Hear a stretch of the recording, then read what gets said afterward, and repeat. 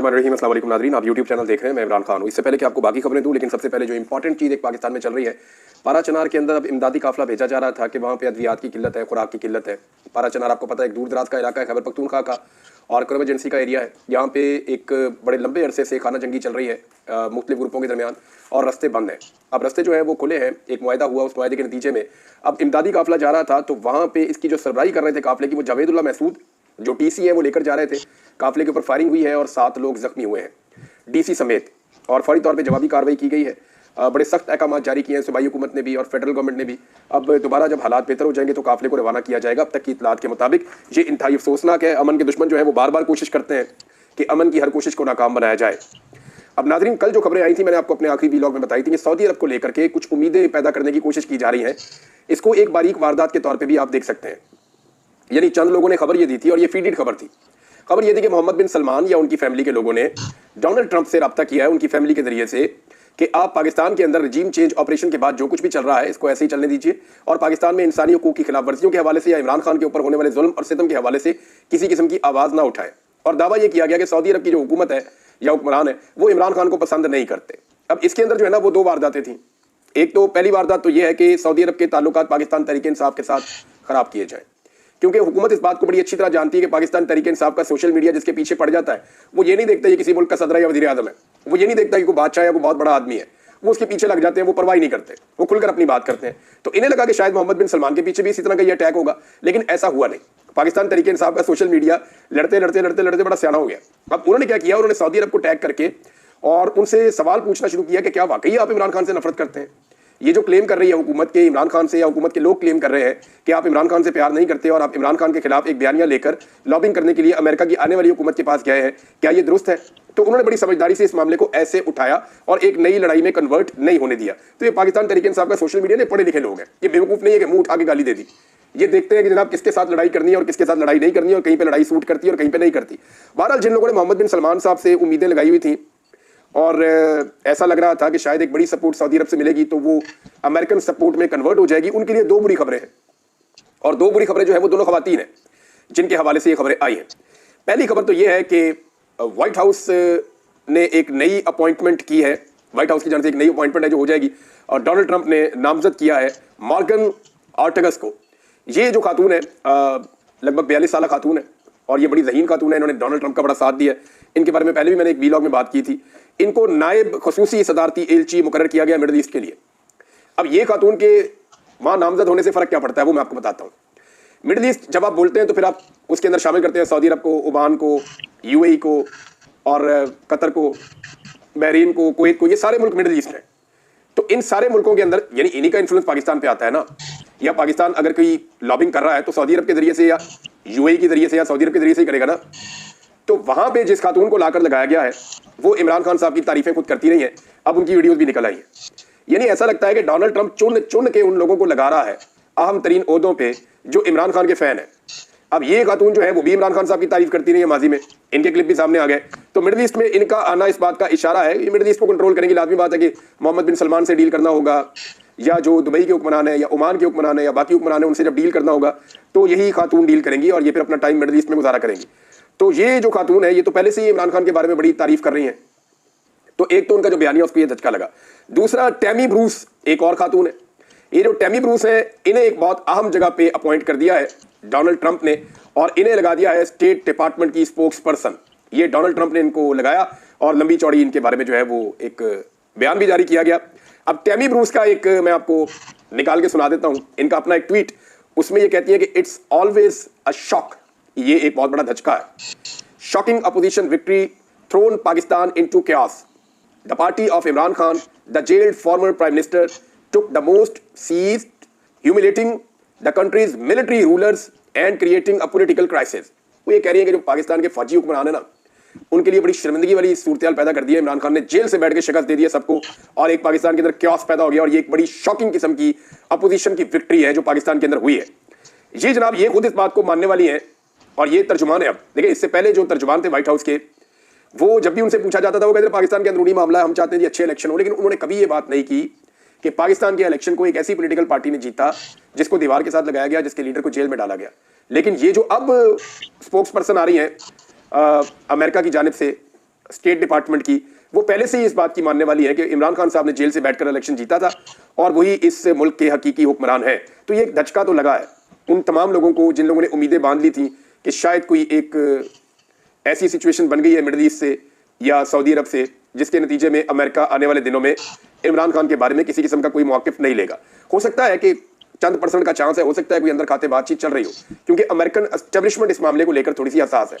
लेकिन जो American deep state है उसी को तो शिकस्त दी डोनाल्ड ट्रंप ने, और वो यही तो चाहते हैं कि दुनिया में जो डीप स्टेट के एक्टर्स हैं या जितने भी उनके सपोर्टर्स हैं उन सबको शिकस्त होनी चाहिए, और यहाँ पे इमरान खान ने भी उन्हें शिकस्त दी है पाकिस्तानी एस्टेब्लिशमेंट को।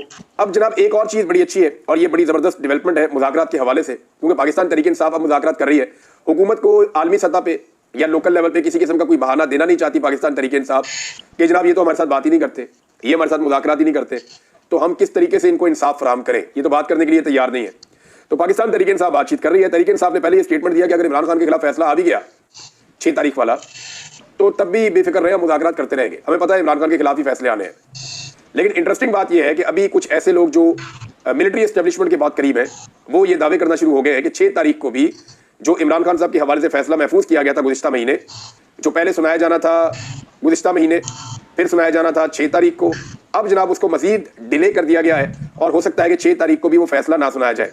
मेरे ख्याल में अभी तक जज को तो नहीं पता कि उसने फैसला कब सुनाना है, लेकिन जो हमारे टाउट हैं कुछ ऐसे जो मिलिट्री एस्टेब्लिशमेंट के साथ बड़े अच्छे राब्ते में हैं, उनको इस बात का पहले से आइडिया है कि जनाब फैसला जो है वो कब सुनाया जाएगा, क्योंकि उन्हें वहाँ से पता चलता है जहाँ से फैसले जारी होते हैं, जहाँ से अहकामात जारी होते हैं, जहाँ से बताया जाता है कि ये फैसला कब सुनाया जाएगा। भारत PMLN ने भी ये कहा कि ये बड़ी अच्छी बात है कि अगर मुज़ाकरात जारी रहते हैं इमरान खान को सज़ा होने की सूरत में भी, लेकिन अगर 6 तारीख को भी ये सज़ा नहीं होती तो फिर बहुत बड़े सवालात उठ जाएंगे पाकिस्तान की अदालती निज़ाम के ऊपर। यानी अदालती निज़ाम इंतजार कर रहा है कि PTI के और हुकूमत के मुज़ाकरात कामयाब होते हैं तो हमने क्या फ़ैसला देना है, या PTI के और हुकूमत के मुज़ाकरात नाकाम होते हैं तो हमने क्या फ़ैसला देना है। क्या अदालती फ़ैसला मुज़ाकरात की कामयाबी और नाकामी के साथ मशरूत है, जो जज साहब इंतजार कर रहे हैं। जज साहब को तो फैसला देना था आज से 15 दिन पहले, तब फैसला नहीं दिया तो 15 दिन बाद दे देते 6 तारीख को। लेकिन अगर वो 6 तारीख को भी नहीं देते तो पाकिस्तान के अदालती निज़ाम के ऊपर जहाँ पहले ही बहुत सारे सवालात खड़े हैं वहाँ ये एक सवाल और खड़ा हो जाएगा। पाकिस्तान तहरीक इंसाफ के लोग मिलना चाहते थे इमरान खान साहब से, ये वो लोग हैं जो एक कमेटी बनी हुई है मुज़ाकराती कमेटी, वो इमरान खान साहब से मिलकर रहनुमाई लेना चाहते थे, लेकिन उनकी इमरान खान साहब से आज मुलाकात नहीं हो सकी। मुमकिन है हफ्ते को उनकी मुलाकात हो जाए या मंडे को उनकी मुलाकात हो जाए, आने वाले दिनों में उनकी इमरान खान साहब से मुलाकात हो सकती है, लेकिन फिलहाल आज के दिन उनकी मुलाकात नहीं हुई। लेकिन हुकूमत ने भी इस बात के ऊपर जोर दिया है और तस्लीम किया है कि बिल्कुल मुलाकात होनी चाहिए पाकिस्तान तहरीक इंसाफ की पार्टी के जो लोग हैं उनकी इमरान खान साहब से, ताकि वो वहाँ से रहनुमाई लेकर आए। राणा साहब ने एक बड़ी अजीब बात की। राणा सनाउल्लाह साहब समझ रहे हैं जैसे उनका लीडर कैद था वैसे ही इमरान खान कैद है। राणा साहब जरा जाके जेल में देखें ना इमरान खान कैसे कैद है, या थोड़ी इतला लेकर देखें। उन्हें लगा जैसे PMLN के लोग अंदर जाते थे बाहर आते थे वैसे ही इमरान खान भी अंदर जा रहे हैं और उनके लोग जाकर मिलते हैं। तो राणा साहब ने कहा जी आप कागज और पेंसिल लेकर जाए और लिख कर लाए इमरान खान साहब जो बात करते हैं। तो उसमें PTI वालों ने बताया हमारी तो अंगूठियां और घड़ियां तक उतार लेते हैं, हमारी तो एक एक चीज जो है वो उतरवा लेते हैं, और जितनी चेकिंग हमारी अंदर जाते हुए होती है उससे ज्यादा चेकिंग हमारी बाहर आते हुए होती है। और किसी किस्म की कोई चीज कागज पेंसिल सवाल ही पैदा नहीं होता वो अंदर जाने दें। वो वकील बेचारे जो अदालत के अंदर जाते हैं उनके पास कोई पेन होता है तो वो पूरा पूरा यहाँ तक तो पूरे हाथ के ऊपर वो लिख कर लाते हैं कि इमरान खान साहब ने क्या बात की है। तो राणा सनाउल्लाह साहब गिजे हुए हैं उन अदालतों और जेलों के जो परवेज मुशर्रफ के दौर में थी या जो अभी है। अभी इस दौर में जो हो रहा है राणा सनाउल्लाह को आइडिया भी नहीं है शायद कि जेलों के अंदर किस किस्म का सलूक किया गया, जिन लोगों को लापता किया गया उनके खिलाफ किस किस्म का सलूक किया गया है। राणा सनाउल्लाह साहब ने एक सवाल उठाया कि क्या इस पर कमीशन बना दे कि 26 नवंबर को एक सूबाई हुकूमत जत्था लेकर वफाक के ऊपर हमलावर हुई थी। ये एक तरह की धमकी है कि जनाब आप वफाक के ऊपर हमलावर हुए थे, हम फिर बना देते हैं कमीशन, आप भी फंस जाएंगे। तो मामला ये है कि मियां नवाज शरीफ साहब ने भी लॉन्ग मार्च किया था जब उनके बाद पंजाब में हुकूमत थी, उन्होंने अनाउंस किया था। तो तब भी फिर आप कह सकते हैं कि एक जमात वफाक के ऊपर हमलावर हुई थी। कई मरतबा आप लॉन्ग मार्च लेकर इस्लामाबाद की जानिब आए हैं। अभी हाल ही में आपने 15 मई 2023 को जब हर तरफ आपका तोती बोलता था तो आपने सुप्रीम कोर्ट ऑफ पाकिस्तान के बाहर जो धमा चौकड़ी की, मैं तो उस वक्त अंदर था, मैंने बाद में वो विजुअल्स देखे वापस आने के बाद, कि आपने सुप्रीम कोर्ट ऑफ पाकिस्तान के चीफ जस्टिस के पुतले जलाए, उनको गंदी गालियां दी, वहां पे आकर बाहर बहुत खौफनाक किस्म का एहतजाज किया और बंदे कहां से इकट्ठे करके आप ले आए। इससे पहले आपने सुप्रीम कोर्ट ऑफ पाकिस्तान के ऊपर हमला भी किया हुआ है और जजों को बेचारों को अपनी जान बचानी पड़ी थी। तो ये सारी इंक्वायरियां इकट्ठी कर दीजिएगा। लेकिन 26 नवंबर को जो डी चौक में कत्लेआम हुआ पाकिस्तान तहरीक इंसाफ, उसके हवाले से इंक्वायरी मांग रही है और उसकी इंक्वायरी की जानी चाहिए, ये उनकी एक जायज डिमांड है। 26 नवंबर के हवाले से नाज़रीन जो लोग गिरफ्तार किए गए थे उनमें से 40 मजीद लोगों की जमानतें मंजूर हो गई हैं। ये नहीं रोजाना 30, 40, 50, कभी 100 के करीब ये जमानतें मंजूर होती जा रही। वो हजारों बंदे पकड़ लिए थे, अब वो आहिस्ता आहिस्ता उनकी जमानतें हो रही है, बंदे बाहर आ रहे हैं। और पाकिस्तान तहरीक इंसाफ के थोड़े दिनों के अंदर ऐसा लगता है कि ज्यादातर लोगों की जमानतें हो जाएंगी। और फिर अगर जो लाहौर के अंदर 4-5 बड़े रहनुमा गिरफ्तार हैं, जिनमें शाह महमूद कुरैशी हैं, जिनमें यास्मीन राशिद साहिबा हैं, मियाँ महमूद रशीद साहब हैं, जिनके अंदर उमर चीमा साहब हैं, जिनके अंदर बहुत बीमार है वो एजाज चौधरी साहब सेनेटर, उनको एक मरतबा भी नहीं आने दिया वहाँ पे उनकी सेनेट के सेशन में, तो वो हैं, और भी लोग हैं।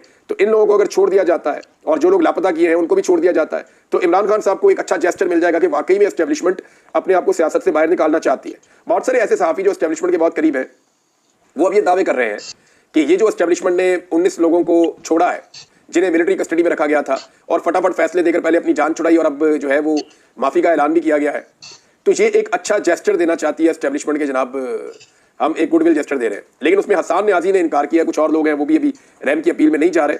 अब एक चीज़ और है नाज़रीन, वो ये है कि स्टेट बैंक ऑफ पाकिस्तान के अदाद-ओ-शुमार है वो मुझे आपके साथ शेयर करने हैं। वजह यह है कि इसमें समीना पाशा साहिबा ने इसको रिपोर्ट किया, मैं उन्हीं के हवाले से आपको बता देता हूँ कि इमरान खान साहब साथ साथ मुज़ाकरात तो कर रहे हैं ताकि हुकूमत को भागने का कोई मौका या बहाना ना मिले, लेकिन सेम टाइम में उनकी जो एक तहरीक चल रही है सिविल नाफरमानी की वो भी जारी है।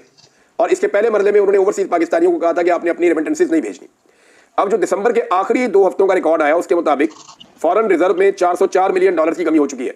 ये समीना पाशा साहब ने रिपोर्ट की। इसके कुछ और रीजन भी हो सकते हैं, लेकिन इसका एक रीजन ये भी है कि ओवरसीज पाकिस्तानी अब रेमिटेंसेज नहीं भेज रहे। लेकिन मेरे ख्याल में जो इसका हकीकी तौर पे पता चलेगा वो जनवरी का महीना जब पूरा गुजरेगा, तब आप कंपैरिजन कर सकते हैं कि 2024 के जनवरी में कितना पैसा ओवरसीज पाकिस्तानियों ने भेजा, 2023 के जनवरी में कितना भेजा, 2022 के जनवरी में कितना पैसा भेजा और 2025 के जनवरी में ओवरसीज पाकिस्तानियों ने कितना पैसा भेजा।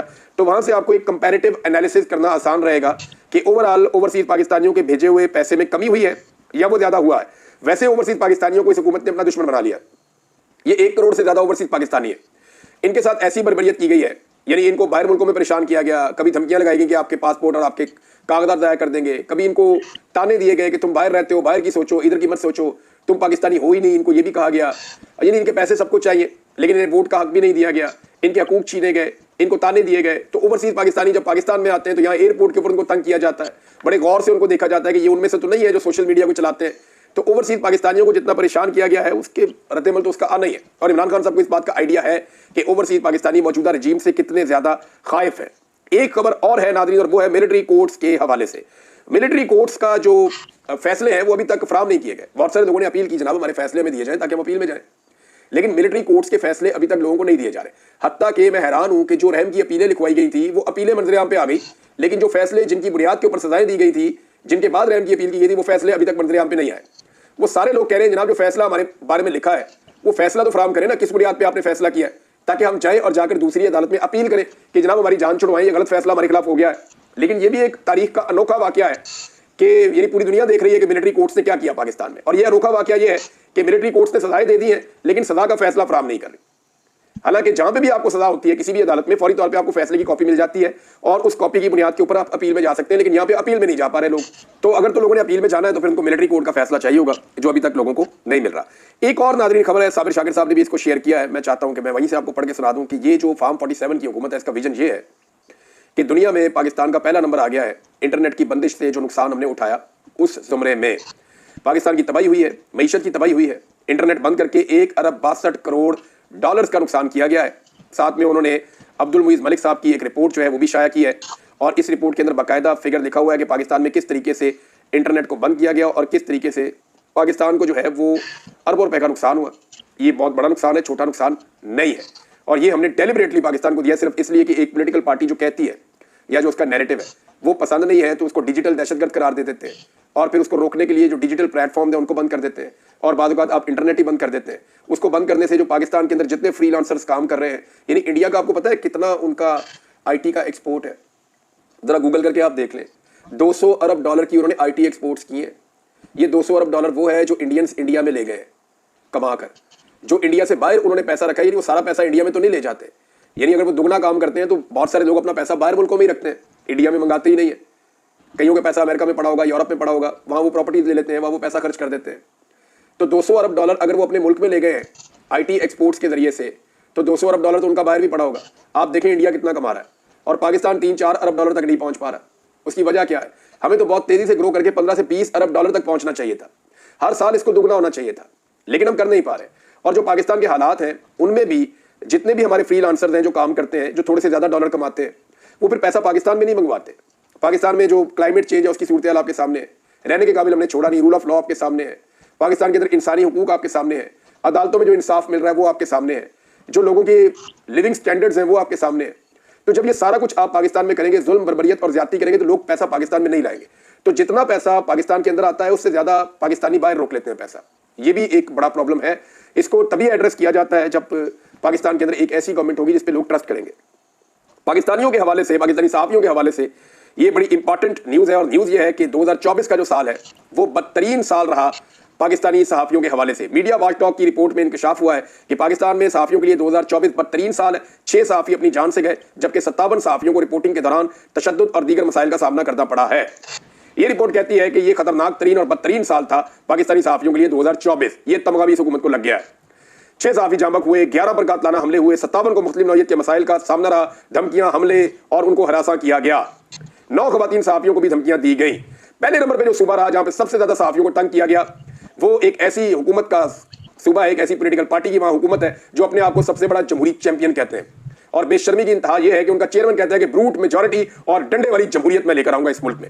यह है बिलावल जरदारी का सूबा सिंध। वहां पे सबसे ज्यादा सहाफियों के साथ मसाइल और सहाफियों के साथ खिलाफ वर्जियां हुई हैं, ये सिंध में हुई है। नंबर 2 पे पंजाब, मरियम नवाज। नंबर 3 पे इस्लामाबाद, यहां पे जनाब मोहसिन नकवी और शहबाज शरीफ। तो आप अंदाजा करें कि खैबर पख्तूनख्वा में कितने बदतरीन हालात। लेकिन सहाफी खैबर पख्तूनख्वा और बलूचिस्तान में महफूज है, सिंध में, पंजाब में और इस्लामाबाद में महफूज नहीं है। आप अंदाजा कर लीजिए। कुछ मिसालें मेरे सामने हैं, आप ये देखें जो असद तूर के साथ हुआ, कैसे गिरफ्तार करके रगड़ा दिया गया। 4 मरतबा इस साल में मुझे गिरफ्तार किया गया। अहमद मीर के साथ क्या हुआ, उनको जान का खतरा था और बाकायदा रिपोर्ट्स थी, और उनको बहुत सारी जगहों पे अहमद मीर साहब को मैंने भी उनको मिलकर पूरी रिपोर्ट दी थी, उनको खुद भी आइडिया था, तो उनको भी बहुत धमकियां दी गई। मोतीउल्लाह जान, उनके साथ क्या हुआ, उन्हें गिरफ्तार किया गया, नशा ही डाल दिया उन पे। साकिब बशीर, इन दोनों को इकट्ठे अगवा कर दिया गया, जबरी तौर पे लापता कर दिया गया। शाकिर रवान साहब को जबरी तौर पे लापता कर दिया गया। मुझे हज से जाने में इन्होंने रोक लिया। समी इब्राहिम साहब बड़े लंबे अरसे से अपनी फैमिली को नहीं मिल पा रहे, वो ट्रैवल नहीं कर पा रहे, उनके ऊपर बैन लगाया हुआ। मुहित पीरजादा साहब और दीगर सहाफी जो पाकिस्तान से बाहर है बेचारे, अब साबिर शाकिर साहब हैं, वजार साहब हैं और बहुत सारे लोग हैं, अहमद दुरानी, ये पाकिस्तान में नहीं आ पा रहे। इनके लिए हालात बहुत तंग किए गए, इनकी जान खतरे में, इनकी प्रॉपर्टी यहां पकड़ लेते हैं। तो पाकिस्तान में सहाफियों के लिए जहन्नुम बनाया गया है और डेलिबरेटली बनाया गया है। इसमें पाकिस्तान की हुकूमत, एस्टेब्लिशमेंट दोनों रिस्पॉन्सिबल है, क्योंकि वो ये चाहते हैं कि पाकिस्तान में जो बोले वो हमारी तारीफ करे, जो हम कहते हैं वही सब कहे। तो ऐसा तो नहीं हो सकता ना, कभी के दिन लंबे और कभी की रातें।